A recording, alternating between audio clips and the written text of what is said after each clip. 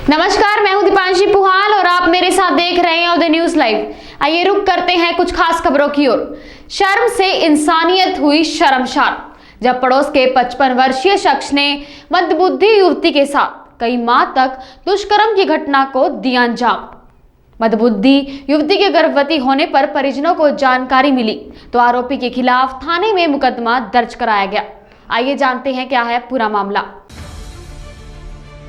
मंदबुद्धि युवती के साथ दुष्कर्म के बाद गर्भवती होने का पूरा मामला थाना बनियार क्षेत्र में कस्बा नरोली का है, जहां पड़ोस के ही एक 55 वर्षीय शख्स पर अपने ही पड़ोस की 23 वर्षीय मंदबुद्धि युवती के साथ कई माह तक दुष्कर्म का आरोप लगा है। खास बात यह है कि आरोपी पड़ोस के नाते पीड़िता का ताऊ लगता है। परिजनों का आरोप है कि आरोपी कई बार उनकी बेटी को रुपयों का लालच देकर अपने घर बुलाता था और दुष्कर्म की घटना को अंजाम देता था। इसी बीच युवती गर्भवती भी हुई तो परिजनों को जानकारी हुई। इस मामले में परिजनों ने पड़ोस के रहने वाले आरोपी मनीराम गुप्ता के खिलाफ थाने में तहरीर दी। व्यक्ति द्वारा यह सूचना दी गई कि उसकी पुत्री के साथ किसी अन्य व्यक्ति ने बलात्कार किया है, जिस वजह से वह गर्भवती हो गई है। लड़की से पूछताछ की गई तो लड़की ने जिस अभियुक्त का नाम बताया उस अभियुक्त को पुलिस ने तत्काल कार्रवाई करते हुए गिरफ्तार कर लिया है। सुसंगत धाराओं में मुकदमा दर्ज कर लिया गया है। लड़की मानसिक रूप से कुछ कमजोर है। मुकदमा दर्ज करने के पश्चात लड़की को चिकित्सीय परीक्षण हेतु भेजा जा रहा है। आगे की विधिक कार्रवाई की जा रही है। बिजली विभाग के 24 लाख गबन करने का मामला आया सामने। आरोप है कि स्टेट बैंक के शाखा प्रबंधक ने बिजली विभाग के खाते में 24 लाख की धनराशि जमा नहीं की। पुलिस ने मामले की जांच शुरू की है। संभल में कोतवाली गुन्नौर क्षेत्र बबराला में स्टेट बैंक शाखा का है। गुन्नौर के अधिशासी अभियंता जेपी यादव का आरोप है कि बबराला में स्टेट बैंक की शाखा में बिजली विभाग का खाता है, जिसमें बिजली विभाग ने पिछले दिनों बिजली उपभोक्ताओं से वसूली गई धनराशि समेत 24 लाख के चेक जमा कराए थे। स्टेट बैंक शाखा प्रबंधक ने जमा कराए गए चेक के आधार बिजली उपभोक्ताओं के खाते से धनराशि तो ट्रांसफर कर ली, लेकिन ट्रांसफर की गई धनराशि और जमा कराए गए कैश को बिजली विभाग के खाते में जमा नहीं कराया।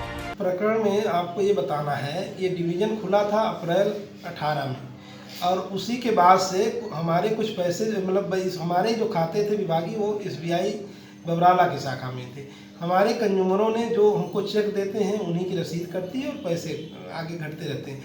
वो पैसे जो है हमने चेक बैंक में लगाए, बैंक ने उन पैसों को कंज्यूमर के खाते से डिडक्ट भी कर लिया, परंतु हमारे खाते में बिजली विभाग के खाते में उन्होंने उसको ट्रांसफ़र नहीं किया। ये हमारे यहाँ विभागीय जाँच कह लीजिए या प्रक्रिया भी होती है, उसके तहत जाँच की गई, जिसमें विभिन्न जो है टाइम पे या विभिन्न चेक के माध्यम से कह लीजिए टोटल जो है लगभग 24 लाख रुपए जो थे वो बैंक को हमने ट्रांसफर चेक दिए थे, वो पैसे मेरे खाते में नहीं आए और कहीं न कहीं जो है अब वो इनकी ही गलती लग रही कहिए या गमन कह लीजिए, इनके द्वारा ही किया गया। उसी सिलसिले में हम लोगों ने प्राथमिकी दर्ज कराई है। किसान आंदोलन को एक लंबा समय बीत चुका है। गाजीपुर बॉर्डर से होते हुए किसानों ने केंद्र सरकार की बुद्धि और शुद्धि के लिए एक हवन का आयोजन किया। उन्होंने हवन के जरिए यह बताने का प्रयास किया कि बिल को वापस लें और किसानों की मांग पर ध्यान दें। किसान आंदोलन को एक लंबा समय बीत चुका है। आज गाजीपुर बॉर्डर पर किसानों ने केंद्र सरकार की बुद्धि शुद्धि के लिए एक हवन का आयोजन किया और हवन के जरिए यह बताने का प्रयास किया कि केंद्र सरकार इस बिल को वापस ले और किसानों की मांग पर ध्यान दे, क्योंकि लगातार किसानों को 40 दिन से भी इस धरने पर ज्यादा हो गए हैं और किसान दिल्ली के अलग अलग बॉर्डर पर इतनी ठंड में बैठे हैं और अपना धरना प्रदर्शन जारी रखा हुआ है। देखिए, जो हमारी सरकार है वो अहंकार में अपने जो पावर है उसके नशे के अंदर जो है उनकी जो बुद्धि है वो शायद जो है वो ठीक जगह पर नहीं है, क्योंकि वो किसानों की जो हित हैं उनको नहीं देख पा रही है।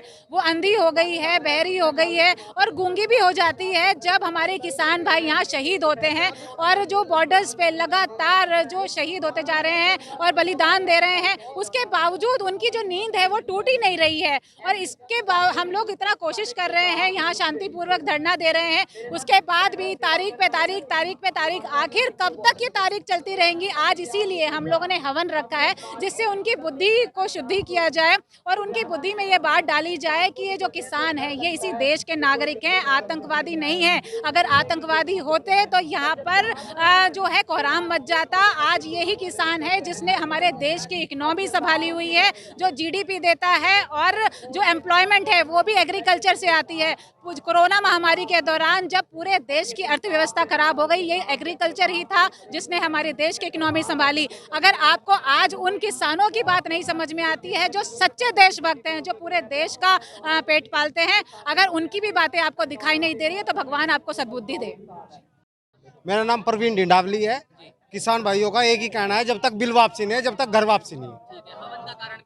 हवन का कारण भी यही है कि नरेंद्र मोदी जी को, केंद्रीय मंत्री जी को क्या कह रहे हैं, हमारे क्या कह रहे हैं, माननीय राजनाथ जी को सद्बुद्धि दे और क्या कह रहे हैं, उनको क्या कह रहे हैं, हमारे तीनों ये बिल वापसी ले। इसी के साथ अब मुझे दीजिए इजाजत, फिर मिलेंगे आपसे कुछ नई खबरों के साथ। नमस्कार।